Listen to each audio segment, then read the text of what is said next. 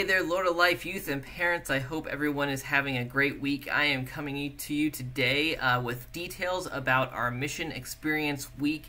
We finally have been able to kind of figure out what that week is going to look like. There's still some details we're figuring out, but we have enough information to be able to pass along to you so you all can hopefully start preparing and planning for what's to come that week. Unfortunately, that week is going to have to be a virtual online experience. It's not going to be something that we are going to be able to do gathering together every single day or spending the night or anything like that, unfortunately. With social distancing that needs to be maintained and mask wearing, it just is not a reality that we are able to do and to keep everybody safe and sound that week with all of that we would have to do. And in addition, we're not 100% sure where Lord of Life is going to be as far as reopening at that point and whether groups like ours and our size would be able to gather or not. So we are playing it safe, and so we are planning the best possible virtual mission experience we can. It is going to be very different, of course, but I think it is going to be something fun and memorable for us, and we will do what we always do, which is make the best out of all the circumstances that we have, because God is there and will show up, and we'll have some amazing times together. So what this looks like and what this means. First of all these details are on the website, lordoflifeva.org/mission trip. If you go there, all of this information is there, put out there for you, and of course in the weekly email as well, details there. There is an online registration that we're asking everybody to complete. Even if you had registered already, we don't need all of your information. We just need you to fill out the first few parts that talk about whether you're participating or not, and even if you're not planning to participate, we ask that you complete this so that we know that you are not going to be there. So it has those things, refund information, and other details. If you've already given us for the original mission trip all of your name and contact information, we don't need that again. But if this is the first time you're registering, if you weren't able to originally join us, but now you are because of all the changes, then we do need that information. So that form is located on our website. Here is what this week is going to look like. We are going to gather on Sunday, August 2nd, and the plan is that the adult leaders are going to prepare a mission trip style meal for all of you and your families. So you all will be able to drive to the church. We're not sure which campus yet. We're still figuring that out, but you're going to be able to drive to the church, and we will serve you dinner in your vehicles, and then you'll be invited to park in the parking lot and eat your dinner in your car, and then we will be putting on a kickoff live worship in the parking lot there outside with everybody social distance in their vehicles, hanging out there, and that will be the way we kick off the week. You will also at that point be able to pick up a resource kit, which I'll talk about those in a second, and your mission trip t-shirts. There will be t-shirts for the mission trip this year, so you'll get all of that stuff on that Sunday, and then you'll be launched from there to go home and prepare yourself for the week. All of the students that are participating will get a list of instructions and things for every single day of the week. That will be different tasks. We're currently working on building that up right now, looking at the different things that we can be having students do, from potentially preparing meals at home to making masks for different organizations that need them, and a whole bunch of other things. So things that you all will be able to do at home each day of the week on your own time as you're able to do so.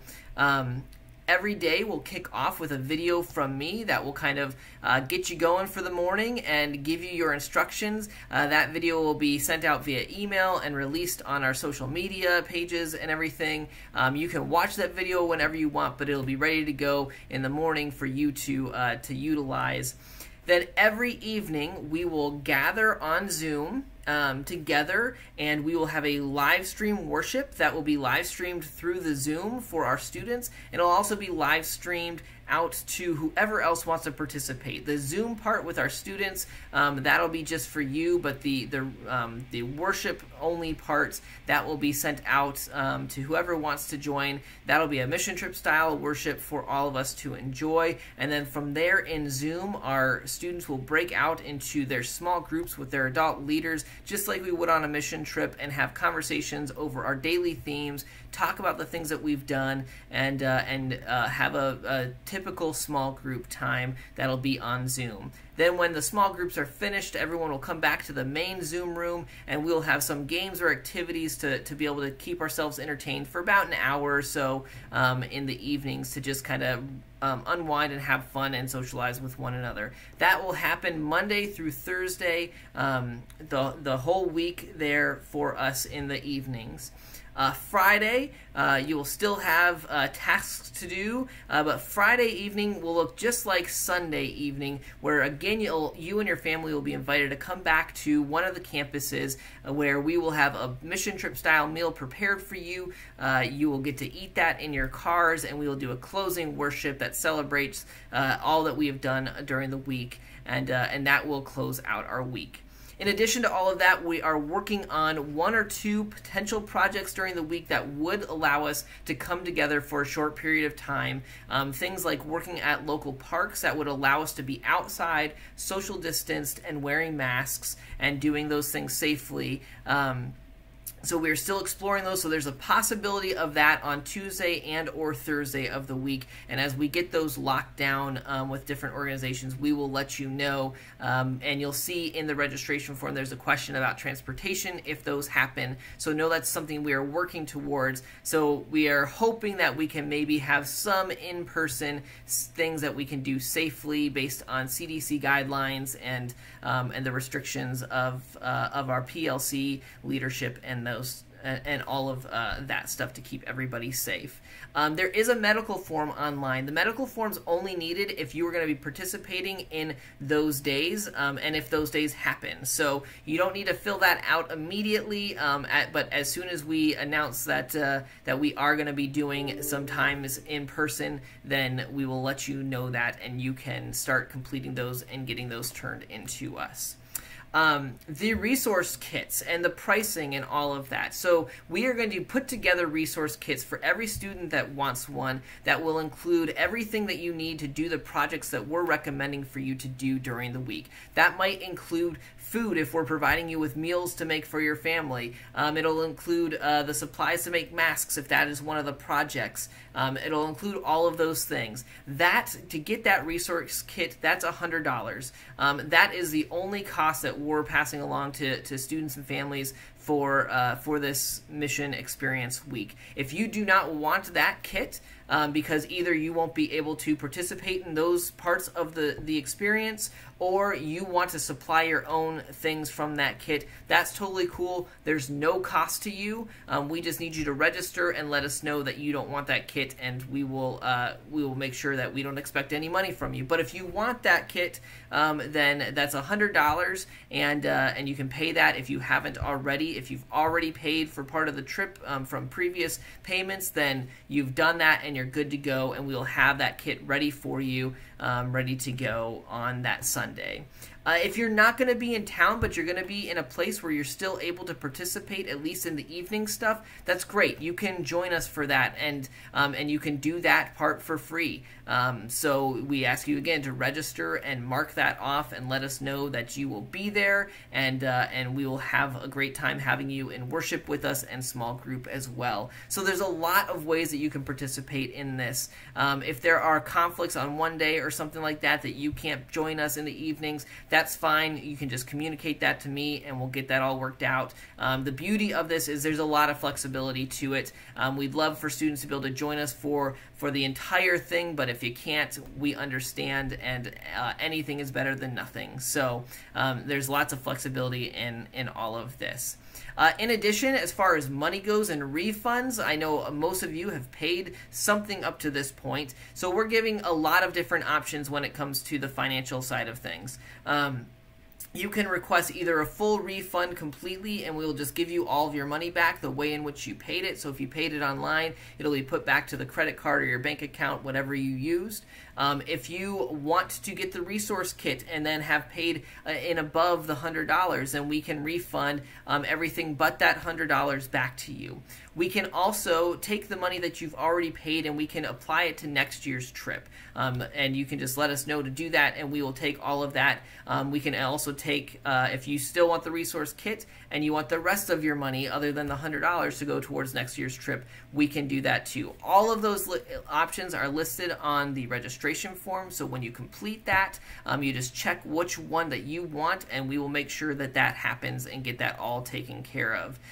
Any IPOs that have been given in your name towards your trip that aren't from your direct parents as payment, we are going to automatically transition all of those over to next year's trip, and if they were given to you in your name, then they will be applied to you again next year. IPOs are just too difficult to be able to refund because of the nature of the amount of people and the ways in which all that was given. So logistically, that's not something we're able to refund, but you will still get that credited to you for next year's trip with no problems there.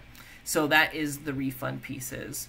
That is the basic gist of everything. We're asking that the registration piece is completed by July 19th and absolutely no later than that, because we have a lot that we'll need to be getting ready for in those 2 weeks beforehand to prep for all of this. So we ask that you please, in the next couple of weeks, fill out that registration form when you can. As we get more details and information about whether we're able to do something together socially distanced at a park or something, we will let you know.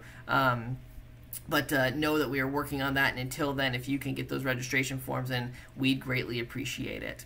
So that is the plan, at least as of now, that we know. As we get more details, we will let you know, of course. So please continue to keep an eye on your emails. If you have any questions at all, please feel free to email me, contact me, and I will help you with whatever questions you have. I know this is not what any of us were expecting, but none of this summer is. I appreciate your patience, your flexibility in all of this as we continue to figure out what it means to be church in the middle of a pandemic, and what it means to do youth ministry together in this time. I'm excited about the potential for this week and what it will look like. I'm excited to be spending this type of time with you all, and excited to see what God is up to and what God will be doing that week in and through all of us. So God bless you all, and I look forward to seeing you soon.